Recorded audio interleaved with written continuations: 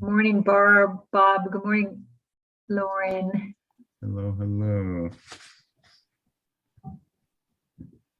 Yes, happy to be recorded and know I'm being recorded, but not when I'm not. Yeah.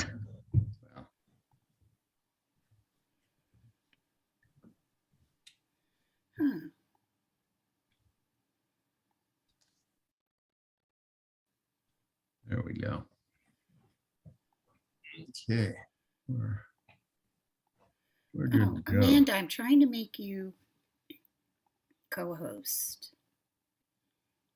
Sorry, Deb. I had to host to do the. Oh, start thank the you. Okay. Give me just 1 second, and then I'll. Thank you, Isaac. It's great having tech support.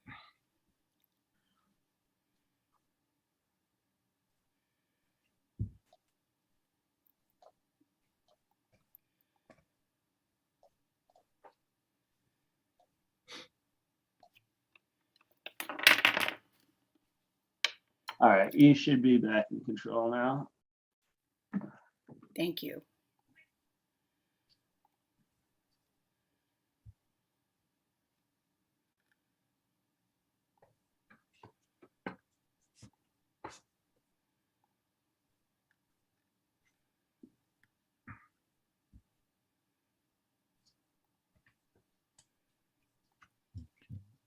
Morning, Arthur checking in. Arthur, good to hear you. Good Excellent. morning. I realize I've been saying good morning to all the people as they join. Yeah. I'm on mute, Hello. so Oh, hello. I've been Hello. saying good morning, John. Good morning, Curtis. Good morning, Art. Okay, I'll get it together. All right, and Brian, that link is live again on the PRC website. So the one that's up there now will be the one that's up for the whole meeting here. Great. Thank you, Isaac. I appreciate it. Excellent.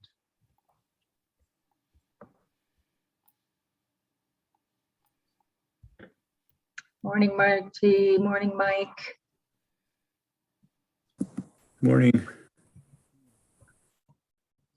Good. Looks like folks are trickling in. We're a couple minutes before the hour. So Morning.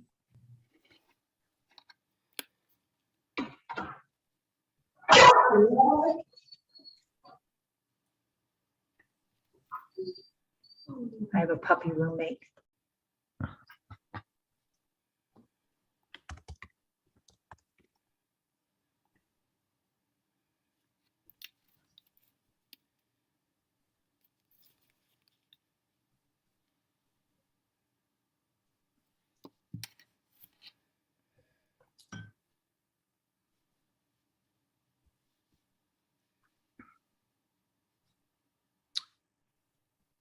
Morning, Tayoko. Morning, Will.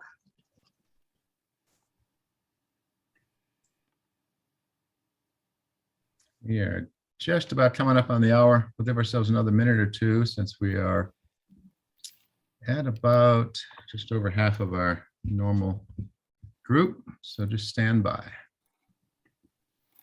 Morning, Aaron and Colin.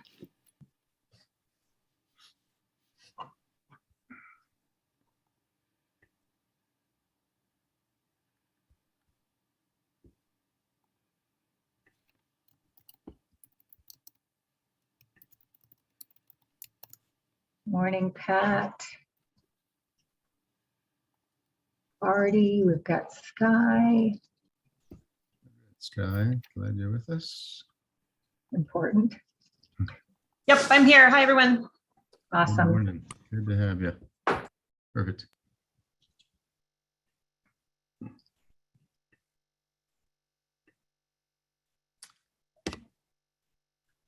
Yeah, we'll give ourselves about another minute here and then we will get started.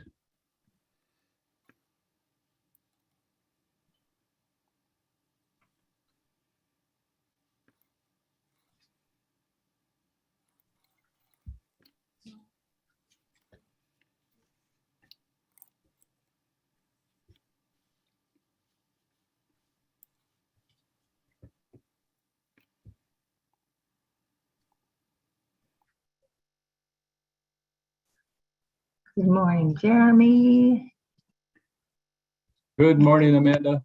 and Lauren.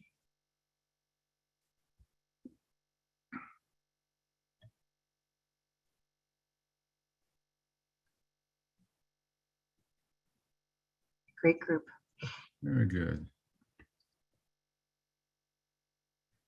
Kyle.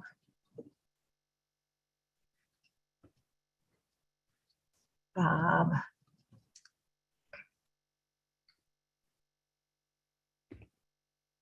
Good morning, all. Yeah, it's 2 minutes after the hour. We have a good critical mass of folks. So why don't we get started out of respect for all of your time and best use of our time. Good morning. My name is Jeff Ackerman. We've met, I think, all of you before. I'm here with my colleagues, Amanda Orman and Deb Shields from GridWorks to do what GridWorks does best, and that is facilitating difficult conversations, especially in the space of clean energy development. So with that, we continue in our series, and this is webinar number 5 in our series on hosting capacity.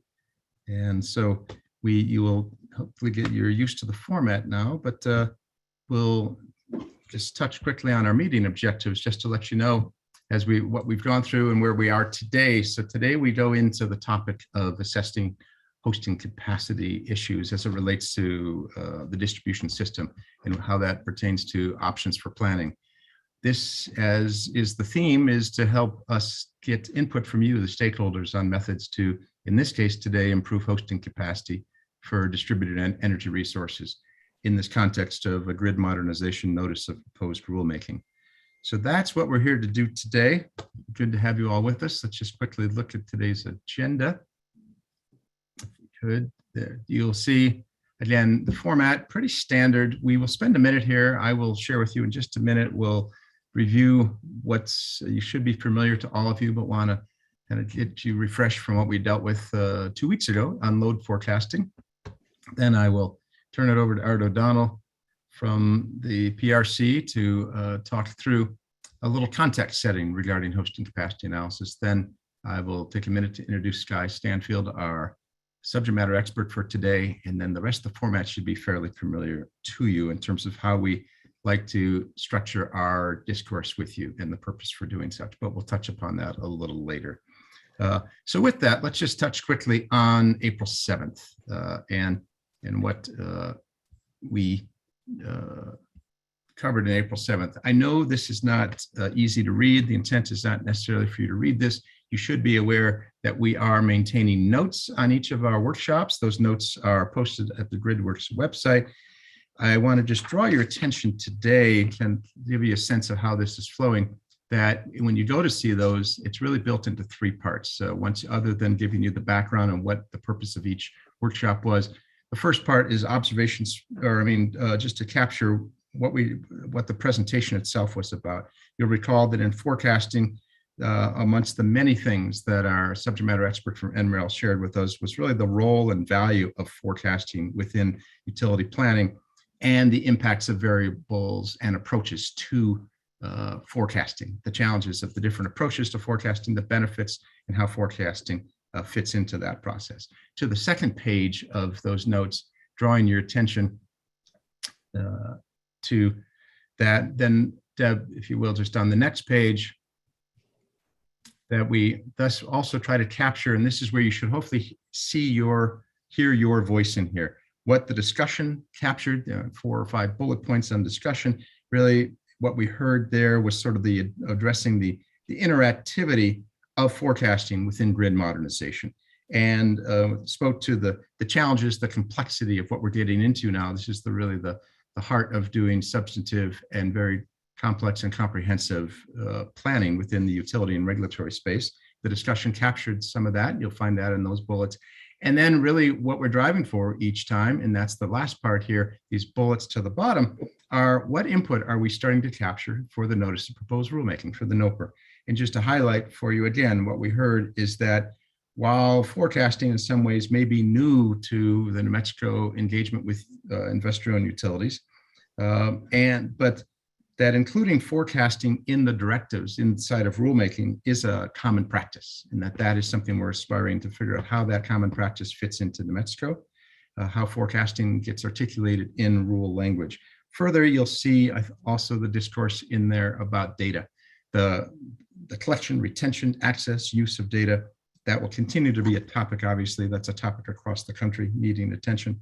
Thirdly, you'll see a takeaway in there as well, that from having Excel involved here from its SBS affiliate, that Excel Colorado gives us an opportunity from what's happening here in Colorado with their upcoming filing to learn from how forecasting is fitting into their filing that is scheduled for, I believe, the 1st of May, and the intent to try and extract relevant portions from that to for the record here.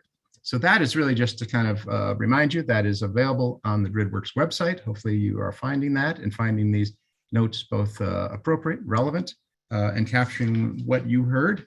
Again, our intent is to facilitate this dialogue and capture key takeaways from this dialogue for the value of the outcome of a high quality substantive first draft of the notice of proposed rulemaking later this year.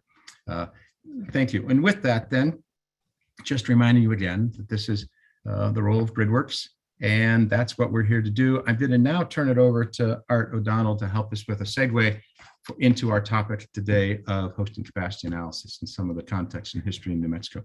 Art, thanks for being there. Thank you, Jeff. Good morning, everyone. Lovely spring day in New Mexico. So thanks for joining us wherever your Zoom takes you. I just have one slide, which is the context of how hosting capacity has been discussed in current PRC proceedings. As many of you know, there was an interconnection rulemaking introduced, docket number 20-00171. And in phase one, there was a large stakeholder involvement process with over 120 people involved. And among them, several issues that were discussed were hosting capacity. The goal of phase one was to try and revise the existing interconnection rule and manual. And as the discussions about what should go into that came about, in particular, the development community was very interested in addressing the issue of hosting capacity in a broad sense, right? You'll hear from Sky Stanfield that essentially you've got two different ways of looking at hosting capacity. You've got it as a tool for interconnection, and then you have it as a distribution resource planning tool. And there were 6 different, what we called approaches to hosting capacity discussed among the parties, ranging from let's take it out of this proceeding and put it somewhere else because this isn't the right place for it, to the utilities need to do full bore mapping like California does so that everybody understands where available capacity is on the system with a range of potential ways of dealing with it in between. There was no ability to reach consensus on any of that. I mean, it got down to we couldn't get agreement on definitions, on how to address it, on what a process should be, or what the outcomes expected for addressing hosting capacity information would be. When the rule was promulgated by the commission, it did include a section on hosting capacity that adopted one of the proposed means of dealing with it, and it was admittedly one of the more extreme ones that gave the utilities two windows of time, 3 months and then 9 months, to establish a procedure for calculating hosting capacity throughout their distribution systems, to perform representative sampling of hosting capacity calculations and validate them, to publish a registry of available kilowatts by circuit, to report on closed, restricted, and reserved circuits, and to determine reserve percentages so that residential, commercial, and community solar projects could see where there was still available capacity on a circuit, and it kind of would reserve for that. We didn't propose, specific percentages, but like in Minnesota, people were talking about 25% set aside essentially. Well, that was not particularly favored by the utilities, and in comments on the first round of the interconnection rulemaking, there was a unified front to not deal with hosting capacity. So in the revised notice of proposed rulemaking that was issued in March, in a new docket 21-00266, we deleted all references to hosting capacity with the intent of moving the conversation into this educational forum so that more people understood exactly what hosting capacity was about and what it could do, and then to revisit it as part of grid modernization. So that's where we stand today. And if there's any questions about that, all of this is built into the report, the October 15th report from phase one. There are pretty detailed. There's about 10 pages in that report that talk about all the discussions and the proposals around hosting capacity. If you're interested in it, that's available in the 00171 docket. Thank you, Art. And I heard a little reference there too, to see if anyone had any kind of questions. We're a minute or two ahead of schedule, so see if anyone had any immediate questions or anything else to add, as our purpose here being to set the New Mexico context for how the topic of hosting capacity has been addressed so far at the PRC. But looks like we're in a good place. I'm not seeing anyone jumping in at this moment. So with that, we will then segue to our prime purpose for today. Excuse me, Jeff. I wanted to say a few comments. Please, Commissioner. Yeah. Vice Chair Hall, I hear your voice. Please come on in. Yeah. Well, first of all, I wanted to thank everyone for coming again today. I always appreciate when people show up. It's very important that we have a continuing dialogue and a basis for common understanding. And I did want to say a few things about hosting capacity. Yeah, the last slide that Art put up was largely pushed at my insistence, because I feel strongly that hosting capacity is a very important step that needs to be taken so we can really move intelligently toward grid planning, distribution grid planning. And frankly, I would have kept it in the interconnection rule if it was only up to me, but I do listen to people who advise us, and I respect all parties' positions. And I, with some difficulty, went along with the idea that we could put it into the grid modernization rulemaking instead of interconnection. But frankly, I think it could certainly have been the suitable location in the interconnection rulemaking, simply because it is information without which utilities and consumers can't move forward with any rationality. So I view this upcoming webinar with great interest. I think it'll be just a very good explanation of why hosting capacity is so critical. And I look forward to hearing everything Sky Stanfield has to say. And I appreciate everybody's patience, and I encourage them to continue to think, including the utilities, and continue to think that this is something that's a critical part of our future and our joint efforts in complying with the energy transition. So I'll leave it there. Thank you, Vice Chair. Appreciate those comments. Those fit very well into setting a context for today and a wonderful segue into hosting capacity. And I think sets up where we're going here now. And that is, when you embrace, be it grid modernization and or distribution system planning, you cannot really delve into that area without delving into hosting capacity analysis. It's such an integral portion of that. And I think that's common across the land. And you can't delve into hosting capacity analysis without quickly running into the name Sky Stanfield.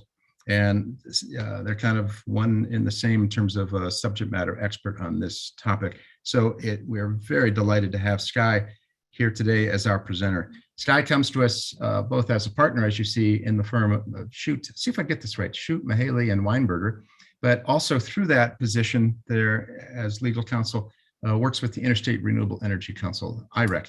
IREC is also a name you will see regularly in this space of hosting capacity analysis. I know I appreciated their material on their 2-3 years ago when I was still chairing the commission in Colorado, and the whole concept of use cases and how it fits into understanding hosting capacity analysis. So we're delighted to have her here. We're also want to, before I turn the virtual podium over to Sky, make note that the IREC paper, the September 2021 paper, is also on key decisions for hosting capacity analysis. A great resource is also available, and we made it available directly off the GridWorks website as well. So I want to make sure that's you're aware of that. That's something I think we need to keep bringing those types of things into our record. With that, Sky, I think we're setting it up for you to be the presenter, and and I think Deb's handling your slides for you, or you're handling your own. I know we talked about that, but I think I'm going to do my own. better yet. That's great. Share and see if all that happens smoothly. Can you all see Excellent. that? Looking great. Thank you much. Okay. Well, thank you, Jeff, for that introduction. And thank you, Commissioner Hall, also for your thoughts. I think that's helpful context to get us started here. So I met with GridWorks before this to kind of go over what they suggested I focus on. I'll say from the start that there's a lot of detail and a lot of things that really need to be considered in hosting capacity, and I'm going to fly through just a small portion of those right now, but I'll provide you resources and ways to think about how to get into the other things as part of my goal here today. And so I will have some opportunity for comments, but know that there's a lot more that I'm not going to talk about in detail. First, let me do a quick introduction to IREC, who I'm appearing on behalf of today. As Jeff noted, IREC has been working on hosting capacity analysis since the concept was in its very early stages, roughly 10 years or so ago now. IREC's a nonprofit that works to build the foundation for rapid adoption of clean energy to benefit people, the economy, and our planet. And we do that through a variety of different forums. The area that we're focused on today is state regulatory reform and particularly adoption of policy best practices. IREC publishes a number of papers and resources that touch on what I call the sort of foundational tools focused on grid integration of DER. So a lot of work on interconnection. I know a lot of you heard me already talk last week about that. And hosting capacity and its role both in interconnection and in grid modernization, plus a lot of work on interconnection standards and other things. IREC's website has all of these tools available to the public, so I encourage you to take a look at the website if you want to download any of the papers that we do make available there. So as Jeff mentioned, we've been working on hosting capacity for a long time. And as I already alluded to, there's a lot to it. And in particular, the basic concept of hosting capacity gets talked about a lot. But the truth is that there's not one way to do it. And there are a lot of variations on it, some of which are quite useful and some of which aren't really useful at all, I would say.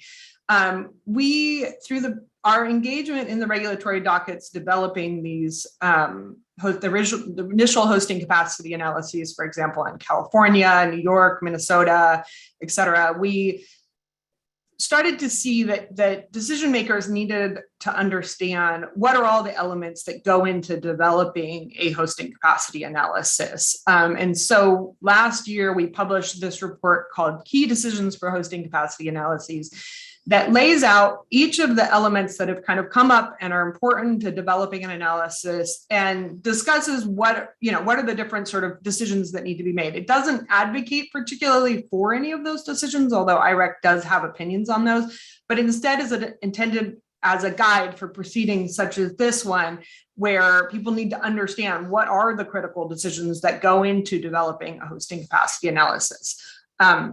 The paper is, I think, written in a fairly accessible way. It doesn't go into a huge amount of detail, but provides that sort of framework for people to use as a framework for the decision-making process. And again, it's available on IREC's website. So hosting capacity analyses are starting to really pick up speed, and we're seeing them deployed all over the United States. This map shows some of the hosting capacity analyses that exist in the United States. A lot of these were driven by state public utilities commissions, or perhaps in some cases by the legislature. Some of them are driven by utility initiative alone, and that's an important point to note. This map is, I just learned this morning, for example, that Vermont the Vermont Utility GMP has a map that I didn't include on this, or has a hosting capacity analysis that isn't included on this map. So things are moving faster than we can keep track of. But as I noted, none of these maps are the same.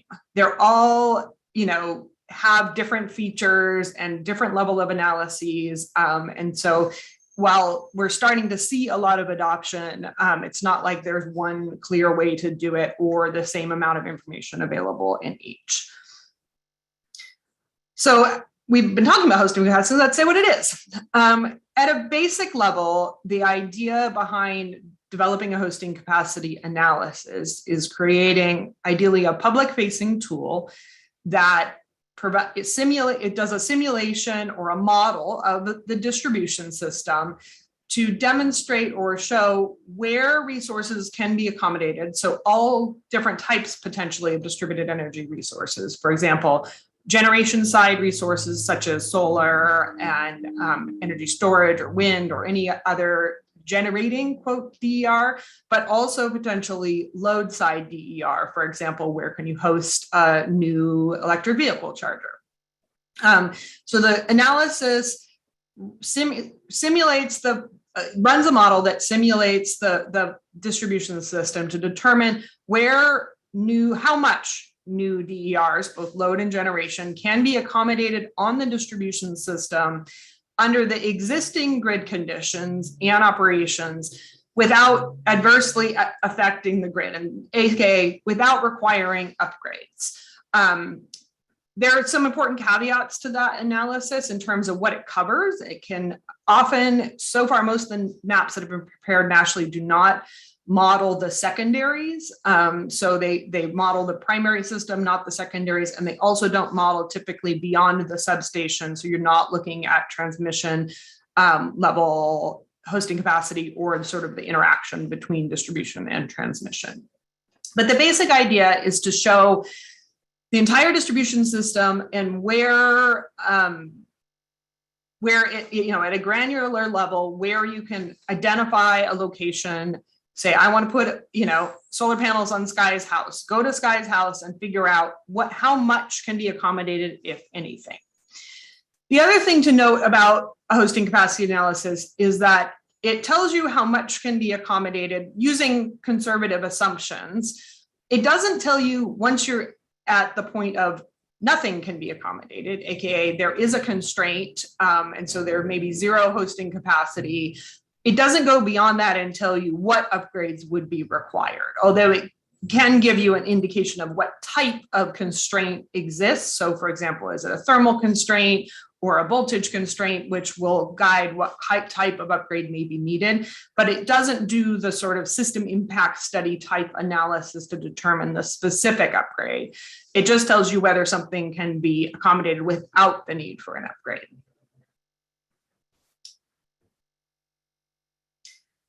So we recommend, and again, IREC has another paper on this that started in the early days called Optimizing the Grid.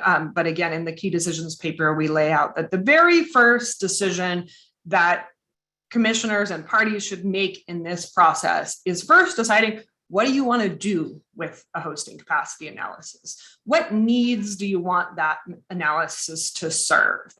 And I'll talk about what those use cases are in a second, but I want to emphasize first why you want to make that decision as the first decision you make. When you are going through the process of actually developing the model, there's a lot of decisions, and we'll talk a little bit more about some of those, where you have a variety of options you can make. And if you don't have a very clear sense of exactly what you want to accomplish with the model, you may make decisions that don't lead to being able to achieve those goals. Depending on the granularity, the frequency of updates, what exactly is covered, how the information is shared.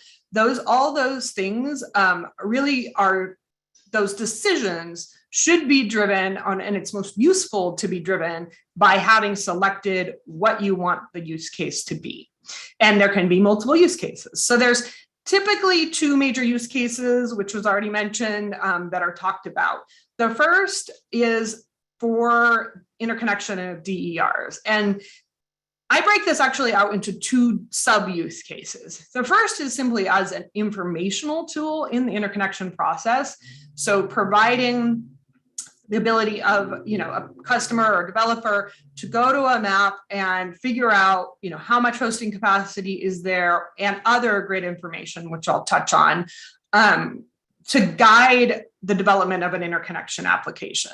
The second aspect of the use case is to actually use the hosting capacity analysis in the screening process in the interconnection procedures to help make the decision about whether or not a project requires study or can be interconnected without the need for further study. There's a number of caveats. Don't get too excited about that concept. It can be very useful in interconnection, but I know utilities, when they hear that, they get freaked out, and I'll talk more about its limitations, or current limitations at least, on that. But again, the interconnection use case kind of has two aspects. One is the just basic informational tool, and the second layer to that is either initially or over time beginning to use it as a decision-making tool in the interconnection process.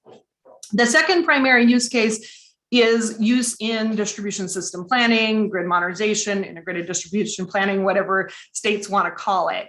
And this one is, almost all the states are interested in doing this, but there hasn't been quite as much focus and attention and real integration of these maps in hosting capacity maps in the distribution planning process. And one of the reasons why it's important to think about this initially in terms of which use case you want to do, or whether you want to do both, is that there are some arguments that you might want to use a different style of model, or make certain different decisions about the modeling if you're looking at it in a planning use case. And I'll say it depends again on what you want to do in that planning use case. So for example, what the really transformative thing that hosting capacity analysis provides is it provides a public look at what the current grid constraints are. It provides regulators, utilities, stakeholders, all a tool that they can access that gives them the same information about what the current conditions are on the grid. The next part, and it sounds like you guys have already been having discussions about this, is looking out ahead. So the hosting capacity analysis at its basic form is just a look at the conditions that exist today, or when the model was last run. To add additional layers onto that, that will look at forecasting. So what would the grid look like in a year or 2 or 3 years, depending on how many DERs are integrated and other changes on the system, adds an additional layer to the modeling process. And there are a variety of different ways to do this. I don't think there's only one way or only one methodology to use for this, but again, that's an important factor that you want to consider when you're deciding which of the use cases you want to deploy. And the last thing I'll say about the selection of the use cases is that you don't need to say, we are going to use this in our distribution planning process tomorrow. You can say, we're setting this as a goal. We want to keep it in mind as a goal as we make the key decisions that we need to make. But it can be that you start with a basic use case and you build on that over time. But having clear visibility and ideally fairly specific identification of the use cases helps inform that development of the hosting capacity analysis. On this slide, I also have locational value of DERs, which was in the early days something we thought hosting capacity analysis could do along with additional modeling around value of DERs. There hasn't been as much success on the actual mapping of the locational value of DERs yet. And so that's kind of a use case that's still hanging out there. The hosting capacity itself, that tool is successful and has been deployed, but whether it can be integrated with a look at pricing is still sort of a to be determined, or has not yet been done, I should say.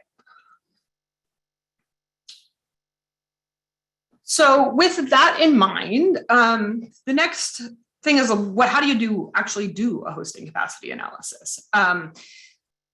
There are basically a couple key elements to it. The first and really the most important part of the hosting capacity is the data that you put into it. You know the expression, junk in, junk out kind of thing. And so it's really important to start with what data do utilities have available about their distribution system and about the load on their system, and potentially the existing generators as well. And how is it organized, and has it been validated? That's really the first step to developing a hosting capacity analysis, is assessing the data that's available, how it's organized, cleaning it up so that it can then be input into the modeling software.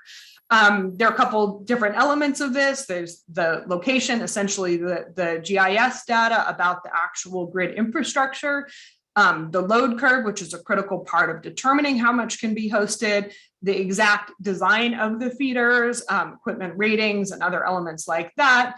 And then whether you're looking at a load analysis or a generation analysis, they basically rely on the same data, but they're run slightly differently. So you have to have made that choice as well.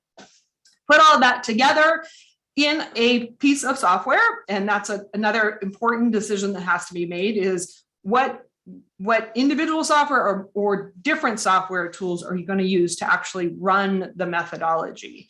And once all those decisions have been made, you can run an analysis, and typically the analysis is then shared via a hosting capacity map, although really all the underlying data the map is just an interface to interact with that data.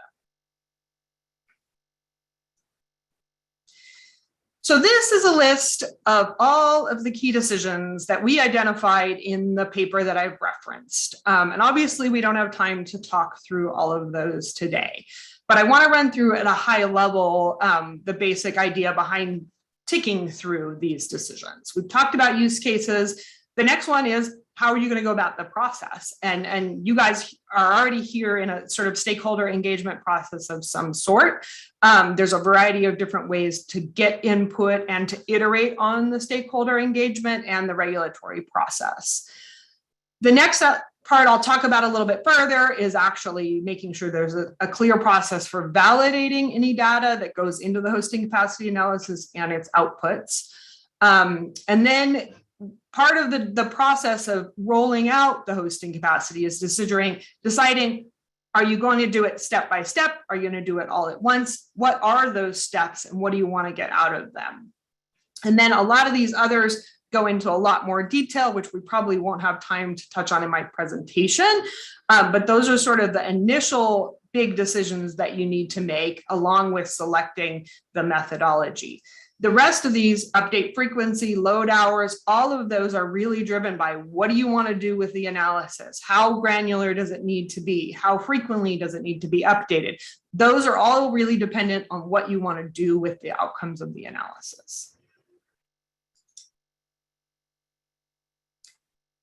So one of the items that GridWorks wanted me to touch on, and I think is super important and yet sort of ambiguous still, is how do you evaluate the costs and benefits associated with preparing a hosting capacity analysis, and what's been done there. So I want to start by saying that there has not been a very good analysis in any state yet where there's been a real detailed breakdown of either the costs of the hosting, of preparing and publishing a hosting capacity analysis, or of the benefits. For reasons that, there's a lot of different history on why this may or may not have happened. Often almost all of the first hosting capacity analyses that were published, commissions simply ordered them to be done and then sort of looked at the costs later. And that in some ways is unfortunate in that they didn't require detailed tracking of the utilities of all the different cost components associated with developing the hosting capacity analysis. And I think that's sort of impaired our ability to look back and really figure out what did preparation of those analyses cost, and were they appropriate in terms of, was it done in the most efficient manner, for example. And I say that because one of the biggest things that I highlighted already that is the sort of starting point is the data itself. And the important thing to recognize here is that there are a lot of reasons in 2022 and in a conversation like you guys are having in New Mexico, where better data about the distribution system is going to be needed for a lot of different purposes. So if you're planning on doing any sophisticated distribution system planning, there's likely going to be a need for better or more detailed data. So some of the costs associated with developing a hosting capacity analysis may be doing some of that data collection and or cleanup, but it may not be reasonable to attribute all of those costs just to the hosting capacity analysis if they're going to be used for other reasons or may be needed simply for pure operational reasons or otherwise. So I think one of the questions commissions need to grapple with is how do we track those costs and how do we determine whether they're costs for HCA and or if we're looking at a specific decision about data, looking at, well, will this data also have other benefits? We've seen cost numbers from utilities that vary like wildly. We've gotten estimates of $40 to $60 million a year to $120,000 a year. So obviously there's a lot more work that needs to be done. And I think this is more a matter of the way that commissions initially went about approaching the costs of hosting capacity analysis. And I encourage commissions today, I don't personally think you need to get super hung up on it, but you do need to ensure that it's being done efficiently and that if there are big costs, that there's a conversation about whether those costs are reasonable, necessary, and particularly are there ways to get around those costs or do it more efficiently. For example, in choosing what software to use for the development of the hosting capacity analysis, a lot of utilities already use Synergy or SIME for some of their data aggregation and utilization for operational and planning purposes. Both of those softwares include an ability to do hosting capacity analysis as part of the software package, and you don't have to pay additionally for that package.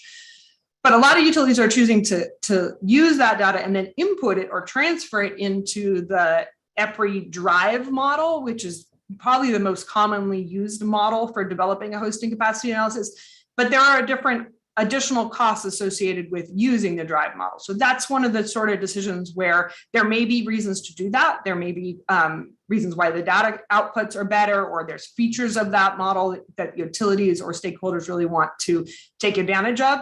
But you may not need to do that. You may be able to use Synergy or SIME's built-in hosting capacity modeling tool. Benefits. Similarly, I think we've seen no real attempt to quantify the benefits of hosting capacity yet. So I don't have any numbers that have been cited yet for what the actual, putting a number on the benefits. And that's partly because it's a little tricky, depending on what you're using it for, to think about what are the benefits. I think it's clear there are benefits, but whether you want to think about it from, are you looking at only the benefits for the individual customer or developer that's using the hosting capacity analysis? Do you want to consider the benefits to the utility, for example, of already having to go through the cleanup and data validation, which could lead to better operations and planning? Utilities, for example, a lot of utilities in the country have been deploying hosting capacity analyses internally and not sharing the information publicly because they see some benefits for their operations or for their interconnection process. And I think that speaks to the fact that these analyses can have benefits for utilities and the grid, even separate from the direct benefits to interconnection customers, for example. And then there's the benefits that travel to the regulatory process, to the commissioners, and to the overall sort of ability to plan for and build a better grid.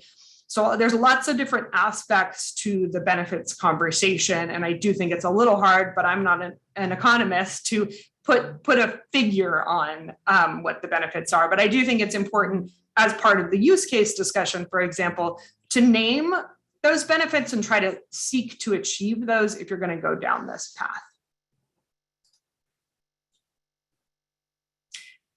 So in the this slide is is freshly updated as of this morning because IREC just published this week another paper on hosting capacity analysis. This one was done in conjunction with the National Renewable Energy Lab on data validation. What is data validation? So one of the things that we learned in a painful way from the first rollout of hosting capacity in California, Minnesota, and New York was that we told the utilities to go prepare the analysis. They published the analysis, but there was no specific requirement that they actually validate the data and the outcomes. Turned out that some of those analyses were just laughably wrong. For example, PG&E's original map that was published basically showed zero hosting capacity for the vast majority of their system. They published it here you go. And stakeholders were like, wait, hold on, really? There's no hosting capacity? And then they were like, oh, wait, actually, maybe that's not right. They had to go through a very lengthy process to figure out why their analysis was wrong. We continue to have similar problems with the load side analysis in California.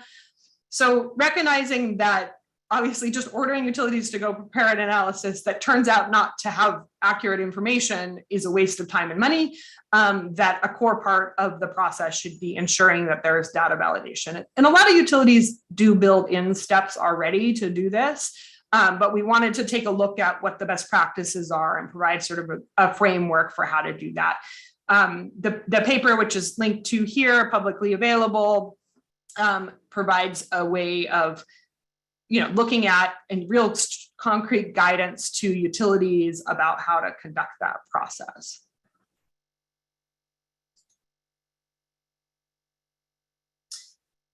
The last two things I want to touch on, and again, there's a lot more to be said, is grid security. So one of the big topics that come up in the discussion about hosting capacity analysis from utilities is often some concerns about whether publishing these maps publicly could result in security threats to the distribution system. And a couple states have grappled with this. California went through a fairly lengthy discussion and decision, and Minnesota is actually in the midst of a really detailed discussion on this as well, but hasn't yet issued a decision.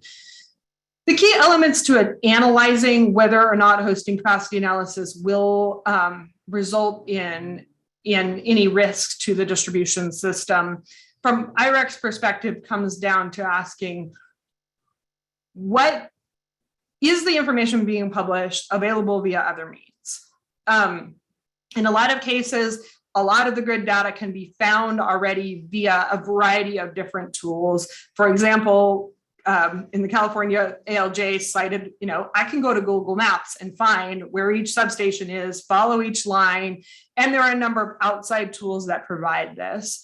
At the transmission system level, at the bulk level, a lot of this information is required to be published and is published by the federal government itself. And the transmission or bulk system is definitely more critical from an overall impacts standpoint.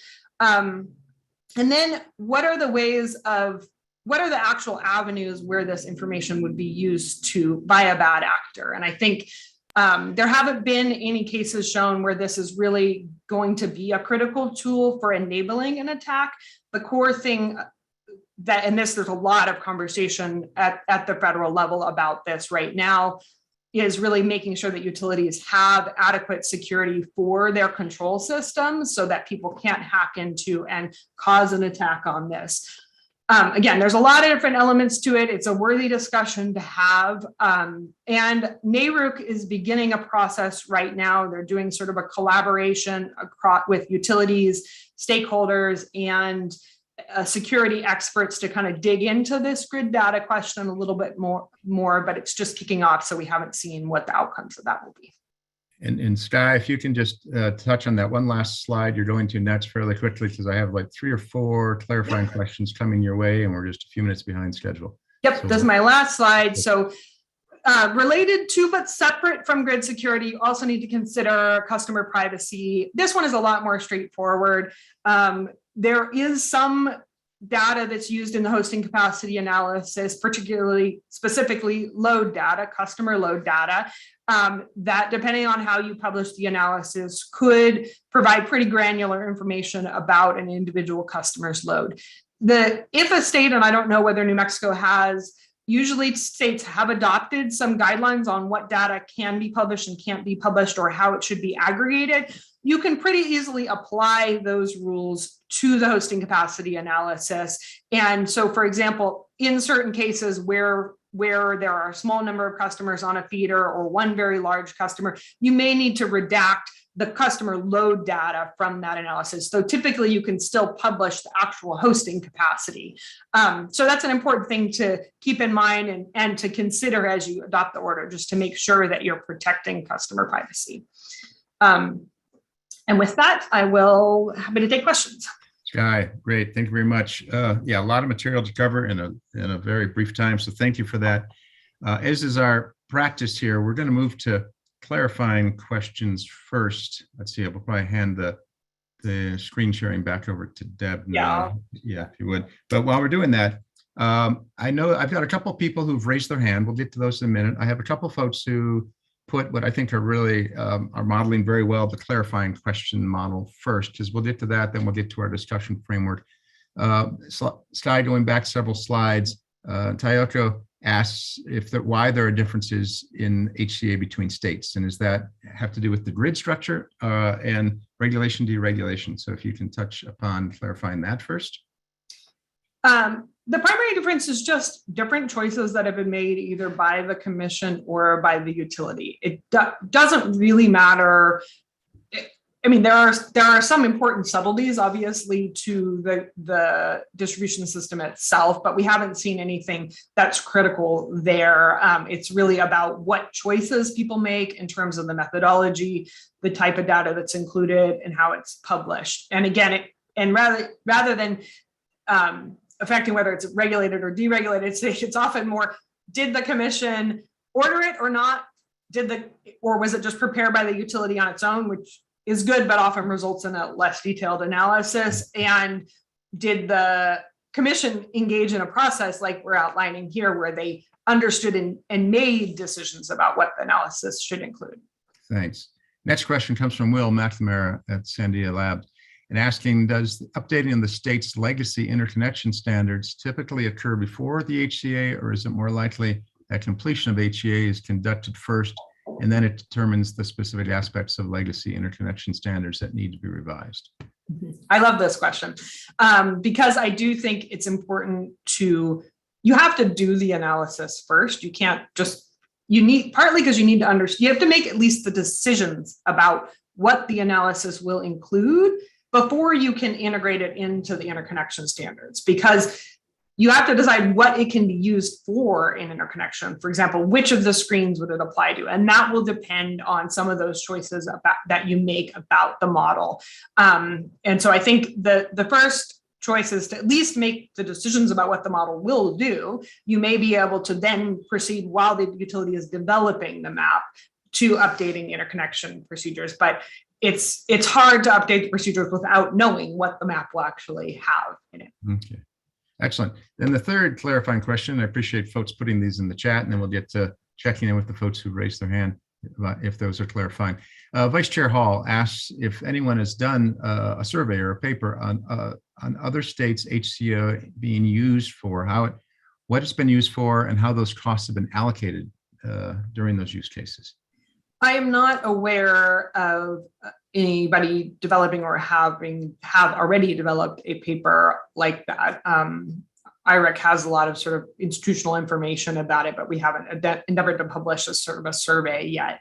Both of the most recent papers we've published do provide examples from dockets and links to dockets and so on, but it's not comprehensive in terms of covering all the different state approaches. Great. Again, thank you folks for that focus on, clarifying, please, questions that kind of say, please explain further. Cynthia, you had your hand up earlier and then you've dropped your hand down. Was your question answered?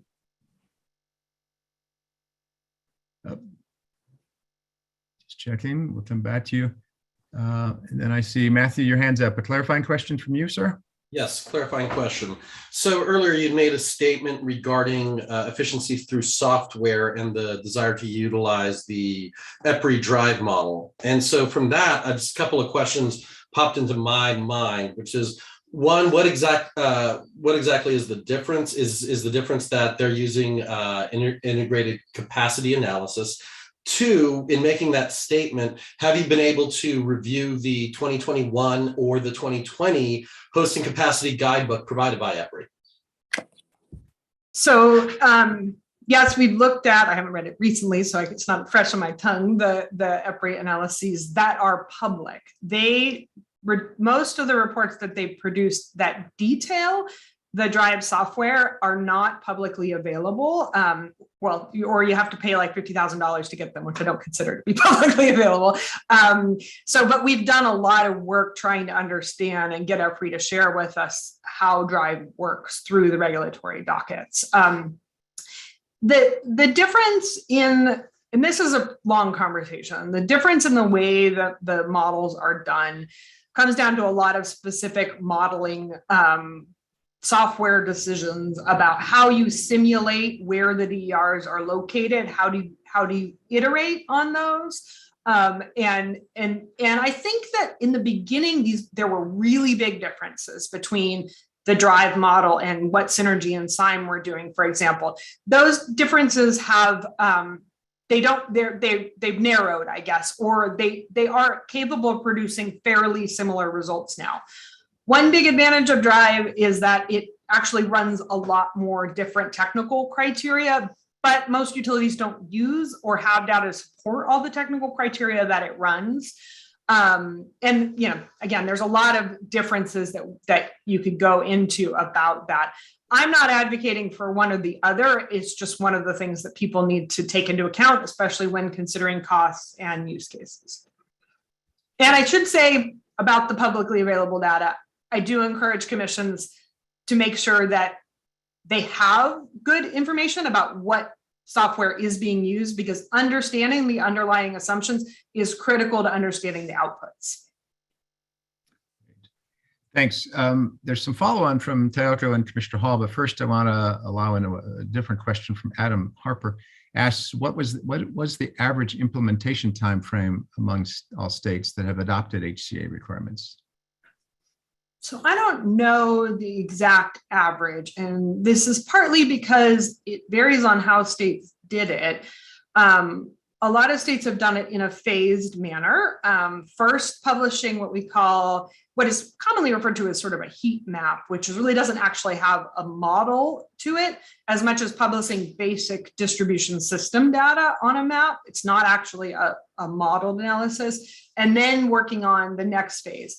I think that depending on the state of the utility's data, the whole modeling process can be done in under a year. Now you have to layer on the regulatory process into that, but the actual effort, it does take a lot of effort. But if you're using, the available software and so on, it's not that it, takes multiple years to do it, even if you're rolling out all the bells and whistles. And the last thing I'll say on that also is that the initial rollout almost does all of the work. You may decide you don't want to publish some of the data, but almost always all of it's actually in the analysis itself. Thank you. A couple more clarifying, and this is a complex subject, so we're spending a little more time clarifying than usual. And as folks will see, there's a lot more background material as well. But Teoko asks a follow-up and says, does AMI provide data to help with hosting capacity analysis? Is there other distribution infrastructure that assists with HCA? Yeah, so AMI data can be used in a hosting capacity analysis. Obviously, it gives you a much more granular look at the load profiles of customers in each location. However, you do not need AMI to do a hosting capacity analysis. Some utilities have AMI, don't actually use it. They just rely on SCADA data. But again, it depends on, this is where it does matter what the utility has available. So there are different ways to do it, and there are some advantages. The more data, the more granular you have, the more granular the model can be. Thanks. And then to close out this piece of our clarifying, back to Commissioner Hall, who then asked, to the extent that hosting capacity analysis for distribution system planning would have implications for transmission planning, is there a case for uniformity in HCA for identified purposes? So I think there are ways to build out a hosting capacity analysis that could be more informative for transmission planning, but at the most basic level, it's not being done as that powerful of a tool. And so I think that what you're looking at in a basic hosting analysis, the hosting capacity analysis, is whether DRs can be accommodated without significant backfeed past the substation. Now, that doesn't mean that you can have backfeed past the substation without needing upgrades. So that's one of the sort of conservative assumptions that is built into the analysis. It doesn't mean necessarily that you actually can't accommodate more DER. So that's where that interaction and limitation occurs. I understand that there are starting to be some conversations about actually doing this sort of analysis at the transmission, but again, it's often done by a different entity to sort of sync them up, I think is an interesting issue that hasn't happened yet or been covered yet. Thanks. Stay with us, Sky. We're going to now, Deb, with your help, we'll go back to your screen. Let's bring up, I think it's slide 9 of our deck. And now we're going to move into just a reminder, folks, and we're doing a great job on this. So we're hearing, want to jump into now stakeholder concerns, considerations related to hosting capacity. That's our objective for today. And start to gather input on methodologies for distributed hosting capacity into this grid mod NOPR that we're speaking to. And so with that, just a quick reminder to the next slide, just to kind of, you should be getting familiar with this, but we appreciate you getting comfortable with this approach that we're using, because I think this does really help in our process. So we do this very deliberately, very intentionally, to try and move you all through from the presentation to that clarification, to now move us kind of from first impressions and reactions into deeper exploration. In this case, the benefit being for outcomes to tie to the NOPR. So we will, in just a moment, I want to hear from you now in the context of more of a grounding, sort of just what did you see or hear? Some of that is sort of dovetails with people saw and heard some things, a fair amount of clarification. So we may not need too much of that, but there is sort of a sense of, if you can ask the question, just what did you see and hear there? You know, for example, I heard, you know, HCA really is the public's look at current grid conditions. We'll go from there into a reflective engagement with you. We go from what did you see and hear to how did the presentation impact you? Kind of more of a sense of gut responses, any other reactions, surprises. It's sort of like at the emotional level, what were you pleased or concerned about in that space? That then sets us up to move into more interpreting, starting to engage sort of your full cognitive abilities of what are we really getting at in this space, the connections between this and past presentations and where we're going with the NOPR, any new insights, sort of what does it mean to you and to who you represent? And then that helps us then have the most substantive conversation with time available of decisional. So what can we take away from this? Agreements, what do we need to work on still? What kind of could go into our collection of inputs for the NOPR? So with that then, we now come back to you as a group. And let's see, I'm sorry, just looking at one more observation comment. Okay, so first to folks, especially anyone who hasn't had a chance to speak yet, and trying to make sure everyone has a chance. What did you hear, folks? Anything just to share with each other? Just first responses to this. What did you see or hear? It's an open forum at this point. Yep, I see. Commissioner Hall, did you wish to jump in there? Well, yeah, one thing that caught my attention right away when Sky started talking was when she was saying, you know, you need to decide what you want to use the hosting capacity for. And that kind of surprised me because when I think about it, I think we need it for how to proceed now and how to proceed in the future. So I really didn't differentiate purposes that distinctly.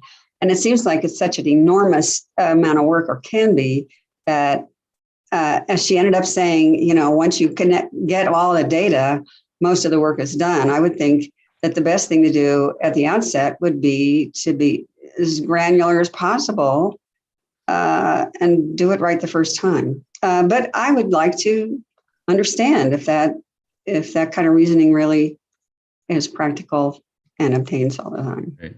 Should obtain. Thanks. Other initial reactions. So, Tayoto, back to you again. Yes, thank you. I guess the biggest aha here was just wide variation in the costs of this undertaking. That seems to be a pretty important thing for us to know, and really clear benefits of this. And I mean, I've assumed that now today we don't know until we get these symbols from P&M that a circuit is filling up, but it's a yellow and then it's a red, it's closed. And so this, I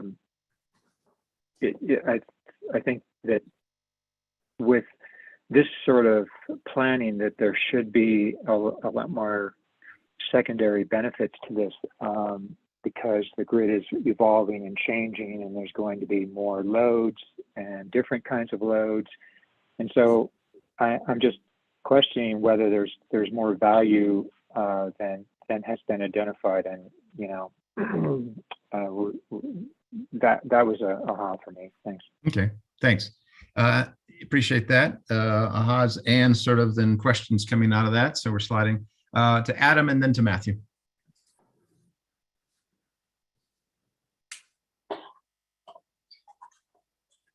Yes, thank you.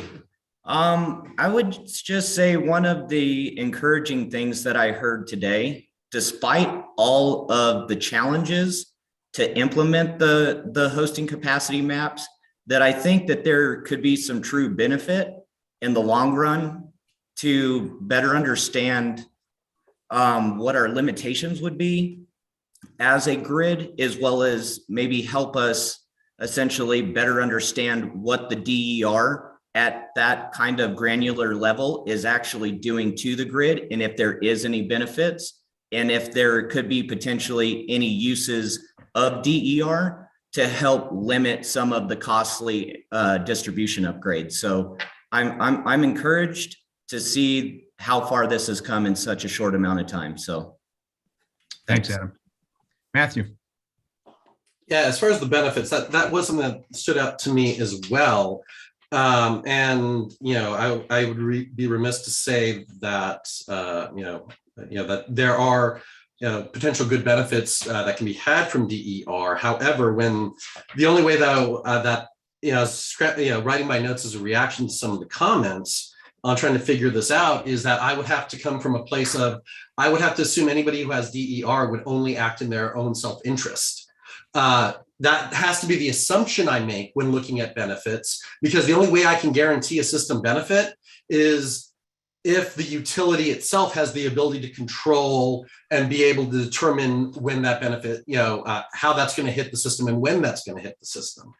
And additionally, looking at this, the aspect I had on it too was, looking at the cost aspect. I do like this, but I think we're going to have some issues coming up to determine, at what point do you allocate the cost for that one additional amount over DER. I do, however, if we were to do this appropriately, spot and then maybe work with a particular entity to then make it beneficial. I think that's where it is. I don't think there's an inherent DER by itself is not inherently beneficial unless it's collaborating with the utility to actually cause those benefits to be materialized. And I think that's where DER can help in, not DER, moron, ACA, apologize, can help in, helping the utility and the DERs work together to find those synergies.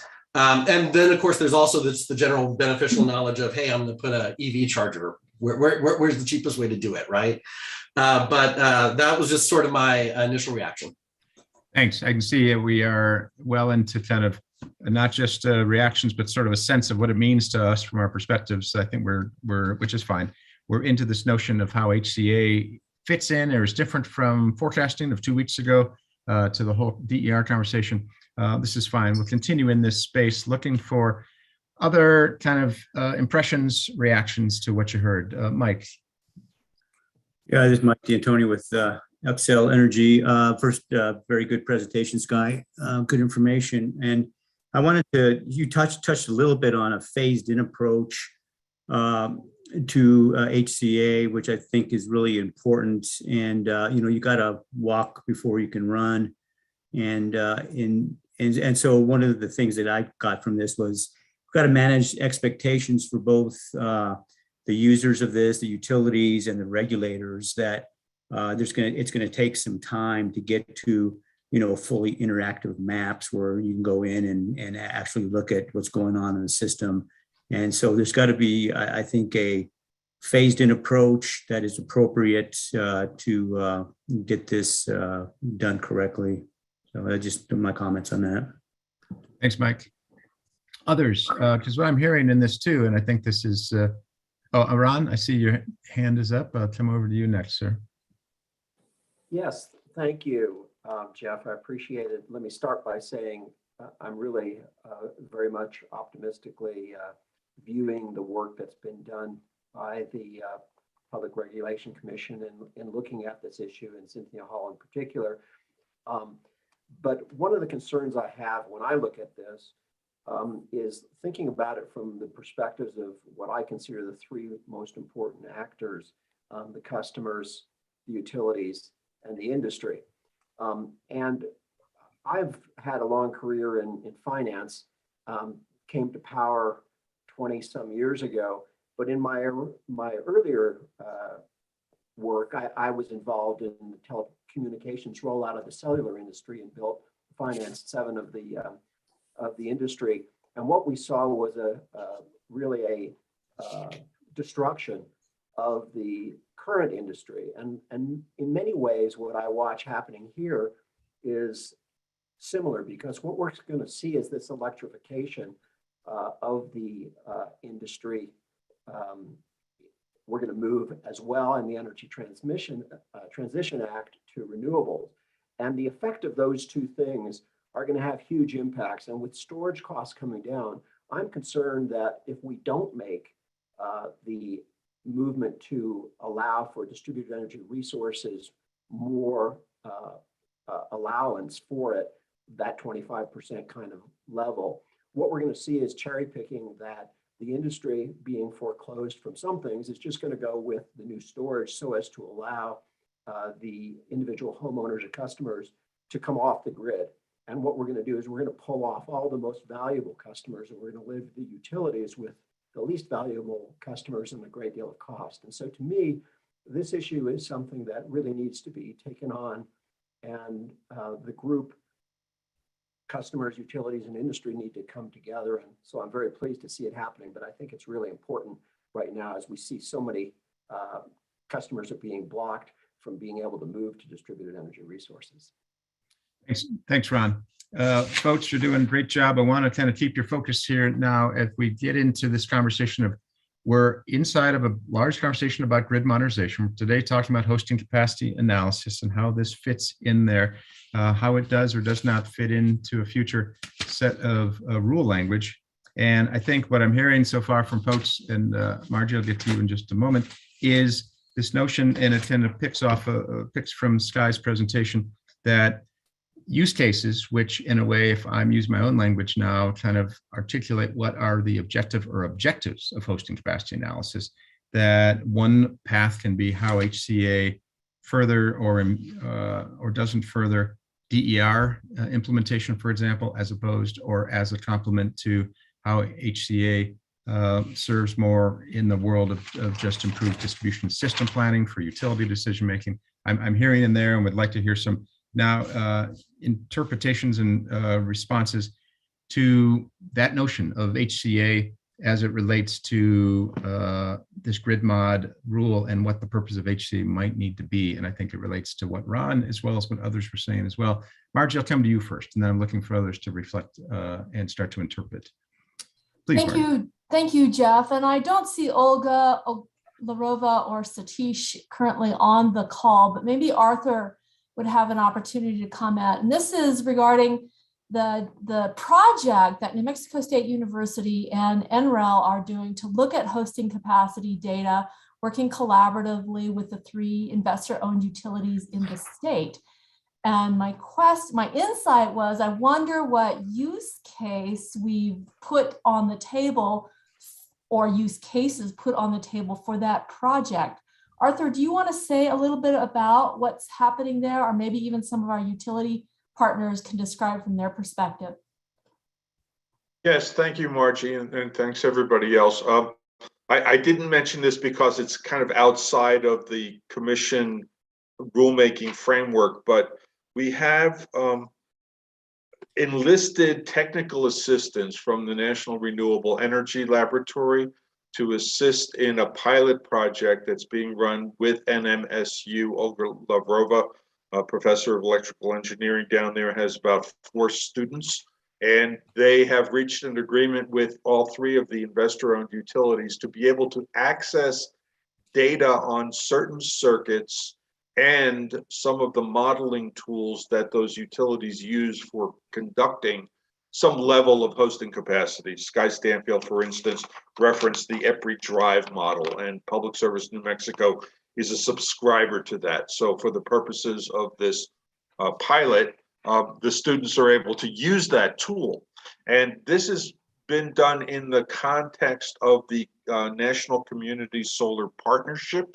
So the use case that we talked about was, what are the impacts of a prospective community solar project coming onto identified circuits, right? And that would be up to 5 megawatts in certain locations. We tried to get a variety of possibilities, like an urban area or a project that's sited on state lands that might have to use transmission lines in order to that. The group is really just still in beginning understanding the different tools that are available. And there have been a number of kind of working sessions with NREL and other experts to just introduce what the models are and what they do and how they fit together. This is going to go on for the rest of this year. Hopefully we'll have something to report by the end of the year. The purposes were 3. One is to open up the black box of analysis so that there is a little bit more understanding of how things are done. 2 is to provide some useful information about specific use cases like community solar. And the 3rd is really to help train the next generation of analysts, right? So that's what we're hoping to get out of it. I'm very pleased with the input and the cooperation from the utilities. I'm especially pleased with the input from the National Renewable Energy Laboratory and EPRI and the other parties that have come in to do this. At some point during the year, we hope to have a public presentation about kind of what the most useful tools might be, so that in the long run, we could have some kind of standardization. And I'm especially pleased that this doesn't cost the commission any money, is that we're using Department of Energy resources, and they're really stepping up around the country to provide states with these kinds of technical analysis that are clearly beyond our capability, right? Thanks, Eric. That's what it is. In our last 5 or 6 minutes, folks, driving this conversation, although it's quick, but we want your takes now from what you've heard in the presentation, what you've heard in the discussion so far, having to do with in the space of HCA, sort of as a result of what you heard. What do you think should be considered in the NOPR, as components or topics? What should we explore further? What might you advocate definitely avoiding? To Darren at the commission. Or no, at Emmett or Darren. Hello, sir. Hi. Yeah, I was just, we've heard anecdotal information from the utilities over the years that, DER can cause a whole array of issues, from just wear and tear on load tap changers on the distribution system, because of the fluctuating voltage on those lines. So I just, one part of grid modernization is to allocate resources to to building, building out a modern grid. And, there's always been that question, well, what's the difference between general maintenance on a grid and what's truly grid modernization? And it seems like hosting capacity analysis, if done in a certain way, could help answer some of those questions as to what projects are eligible for grid modernization rate recovery and which ones are just general maintenance. So it seems like we're, to just look at what hosting capacity can do for accessing more DER on the system is kind of a narrow-minded approach. We need to look at other answers that it can help answer, I guess. Great. Thanks, Darren. Others to my query about as we steer this conversation toward the NOPR, especially those we haven't heard from yet. Anyone else to draw you in from any of the others kind of who are familiar, especially those familiar with the regulatory process, be they utilities that we haven't heard from yet or from other intervening parties? Looking for your voice in this and just a discourse right now. WRA, we haven't heard from you. Any thoughts? Put you on the spot. Maybe you've stepped away.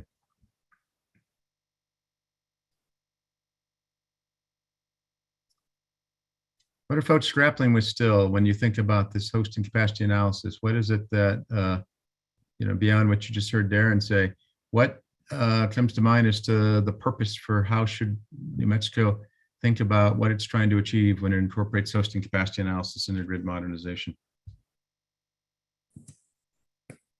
This is Luther Miller with XL Energy. Hello, Luther. We've implemented a hosting capacity analysis map for the past, I believe, 5 years in Minnesota since I believe 2016 or 2017.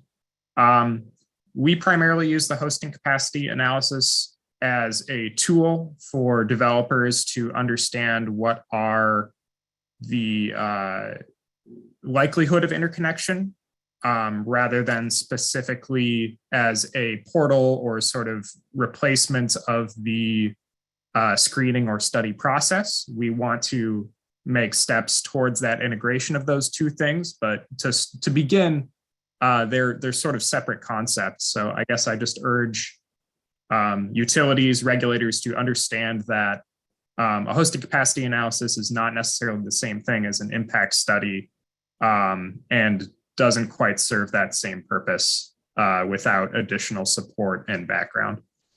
Thanks, Luther. Can I ask a quick follow-up question? If I'm hearing you right, are you saying that in that case, hosting capacity, is it in advance of either an individual developer or maybe a community solar developer knowing where there is prospect on the grid to pursue development? That's our current use. That's correct. Okay, so it's in that aspect. That's very helpful. Thank you very much.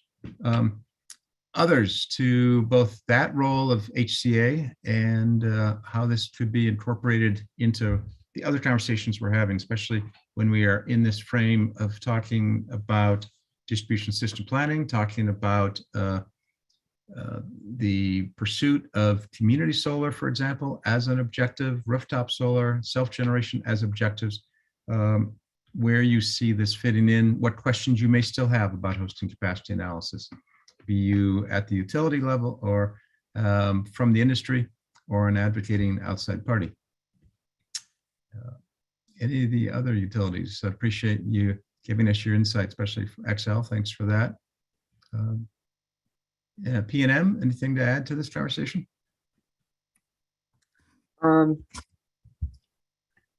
Well, this is a real, this is a real heavy topic. There's a lot going on here. I think, as far as the, I guess it's sort of a tangential issue to hosting capacity analysis, but of course, there's always that issue of what do you do if there is an analysis that says upgrades are required, and who pays for those? That's fundamentally the real question, and that does become an issue when thinking about it as a grid mod upgrade, right? Because if it's, you kind of think of it from the frame as a grid mod upgrade, then there would be some socialization of those upgrade costs. That's just inherent. And if that is what you ultimately want to have happen for, particularly for distributed energy resources, interconnections and stuff, that is, I think, a pretty big question that kind of hangs over all of these discussions. Ryan, thanks. Can I just keep you there a minute, put you on the spot? And if I'm putting you on the spot too much, let me know. But Sky spoke to an aspect, and we asked her to benefits and costs, because we're very trying to always be sensitive in each of these conversations about cost implications. Well, a part of what I think we're getting at here is not just the benefits and cost of doing hosting capacity analysis, but in the broader sense of the future of you as a utility making decisions about the distribution grid and about where to make investments.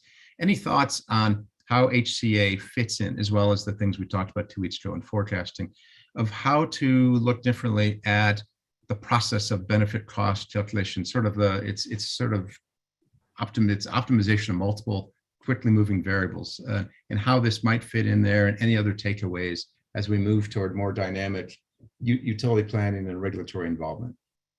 That's totally fair. I think what the slide illustrated, though, is that this is a very complicated topic as well. And if you want to take the much bigger view of what is a benefit, right, of how it may help your distribution planning and things like that, I think that does definitely change the picture. Although unfortunately, I think it also complicates it by about 100 times as how you actually calculate what is a benefit and what is a cost. And this is always a problem when you're doing cost benefit analysis, when as the slide mentioned, that there are a lot of elements to it that are hard to quantify, right? So yeah, I can see that view as being having hosting capacity analysis, having broader distribution planning implications, and that could definitely change the question of who should pay for what, as far as whatever comes out of that hosting capacity analysis. Yeah, I'm kind of mumbling here, but I think I got Put you on the spot. That's very helpful. helpful. No, that's okay. Yep. Matthew, coming to you, and then Sky, I might come to you for a last thought before we're a few minutes off schedule, but we want to get people's feedback. But Sky, I'm going to come to you after Matthew has a chance to talk. And just to go off of what Brian was stating there, as well as what Luther from Excel had mentioned, is that the way that I view HCA is it's one part of a larger solution. So your HCA is sort of your triaging of, hey, this is kind of where everything's at on the system, but you're not going to know until you look at you do that interconnection analysis. And you also narrow down what exactly is the use of the DER. So DER in and of itself, as I've often stated, is not just beneficial unless we can integrate it into knowingly and ensure that it is integrated into the system. And so when you look at benefits, I don't think you can state that an HCA will by itself will show you the benefits of DER. That can only be effectuated after you do an interconnection analysis and determine whether or not the benefits are there and reliable and controllable. And unless you can demonstrate that, then I don't see a justification for that socialization. And without that justification for socialization, those costs of adding that should be borne by those who cause the cost to be, to come into existence. Matthew, thank you. Thank you for all the voices, especially from the utilities, who live this every day. Sky, coming back to you, just for what you've heard, any last words as then we go to closing out. Well, I've heard a lot, and I think there's a lot to think about and respond to there that we don't have time to do here. I think there are, first of all, I did hear a lot of things that there still does seem to need to be a little bit more detailed understanding of what a hosting capacity analysis actually does, particularly in the interconnection context. I do want to respond to Matthew's comments that he just made and earlier as well. We just had the opportunity to do some really detailed analysis with all the hosting capacity data from California. And the analysis that we've done so far is really showing that it is a powerful tool to understand the positive benefits that DERs can have on the grid. And it is, again, you can use this analysis to get to those questions about what the benefits are. Right now, you have no tool. And that's the important thing, and no public tool to do that.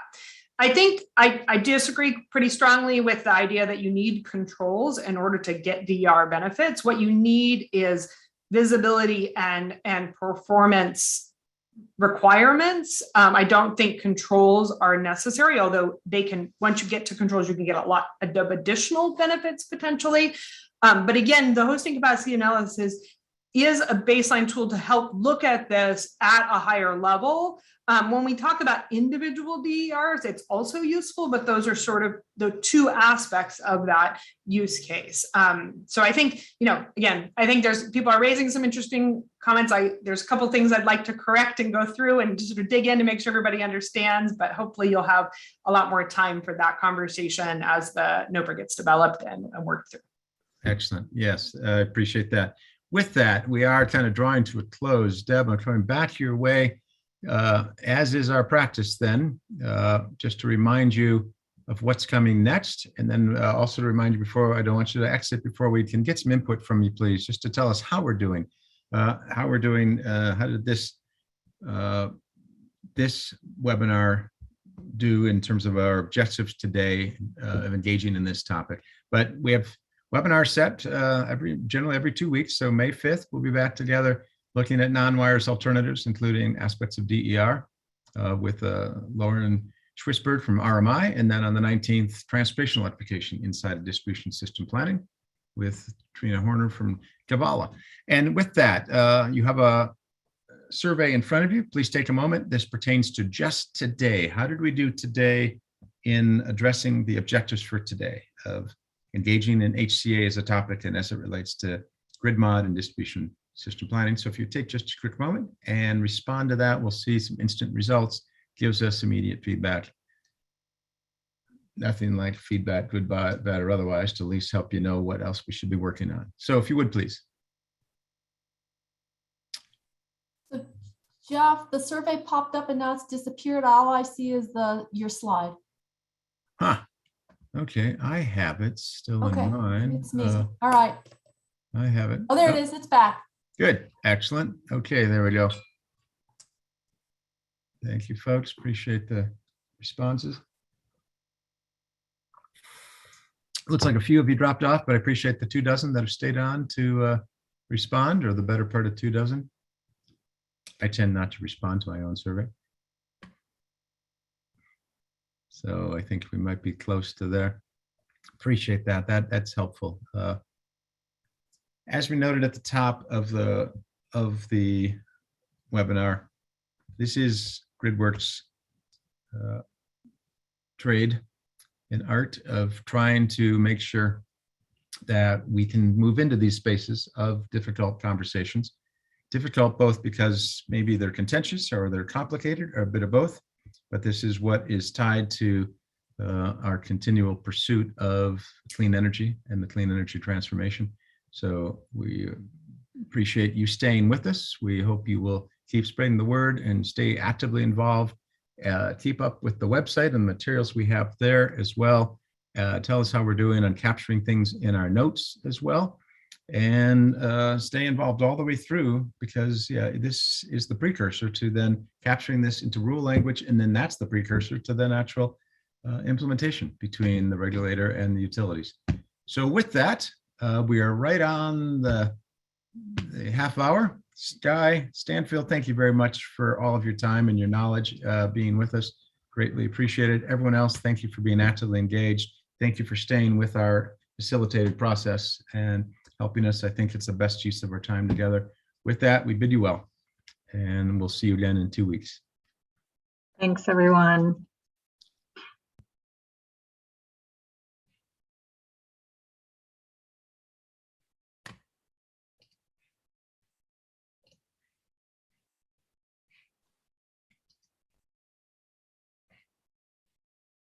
presuming GridWorks is going to stay on.